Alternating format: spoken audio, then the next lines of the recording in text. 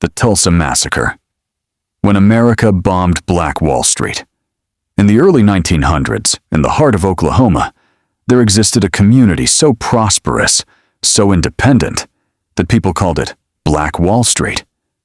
It was a place where black doctors treated black patients, black lawyers argued cases in court, black entrepreneurs owned hotels, theaters, grocery stores, and banks. This community was the Greenwood District of Tulsa, and in 1921, it was destroyed. The rise of Greenwood. The story begins after the Civil War. Many formerly enslaved African Americans moved west, hoping to build new lives in Oklahoma.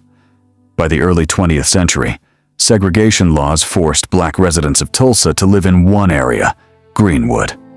But segregation had an unintended consequence. Money circulated within the community. By 1921, Greenwood had over 35 square blocks of thriving businesses. There were more than 300 black-owned establishments. The neighborhood featured the luxurious Stratford Hotel, owned by O.W. Gurley, one of the wealthiest black men in America at the time.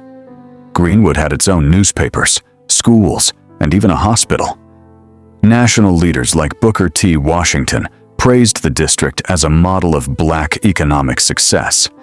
It was proof, undeniable proof, that black Americans could build wealth and independence despite systemic racism. But not everyone celebrated Greenwood's success. The spark, on May 30th, 1921, a 19-year-old black shoe shiner named Dick Rowland entered an elevator in downtown Tulsa. Inside was a 17-year-old white elevator operator, Sarah Page. Something happened. Accounts vary. Some say he tripped.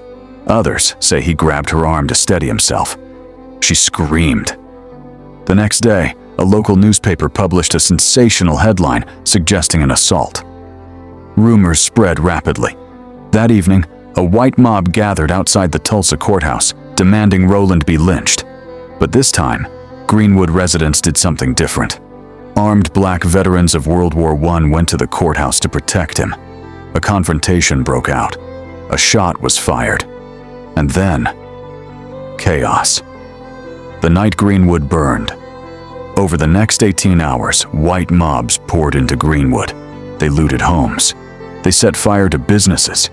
They shot residents in the streets. Eyewitnesses reported something unthinkable. Airplanes flying overhead.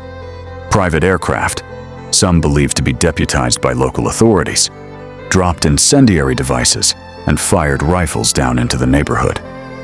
Yes, in 1921, an American city was bombed from the air.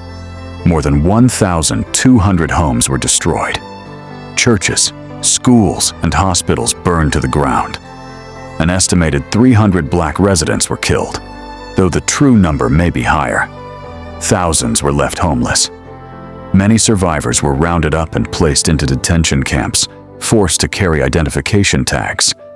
And law enforcement? Some officers deputized members of the mob.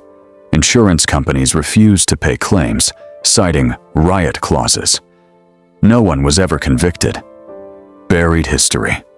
After the smoke cleared, the city of Tulsa attempted something almost as devastating as the violence itself. Silence. Newspaper archives were altered. Photographs disappeared. Official records minimized the death toll. For decades, the Tulsa Race Massacre was omitted from textbooks. Many survivors rarely spoke about it, out of trauma, fear, or both. It wasn't until 1997 that the state of Oklahoma formed a commission to investigate what happened. In 2001, the commission confirmed the scale of destruction and acknowledged the role of local authorities. Yet, reparations have remained a deeply contested issue. In 2021, on the 100th anniversary of the massacre, Joe Biden became the first sitting U.S. president to formally visit Tulsa and commemorate the tragedy. But for many descendants of Greenwood survivors, acknowledgement without justice is incomplete. Why it matters. The destruction of Greenwood wasn't just an act of racial hatred. It was economic sabotage. Historians estimate that the massacre wiped out tens of millions of dollars in black wealth. In today's money, possibly hundreds of millions. Generational wealth that could have funded education, businesses, property, and stability was erased in a single day. And this wasn't an isolated event.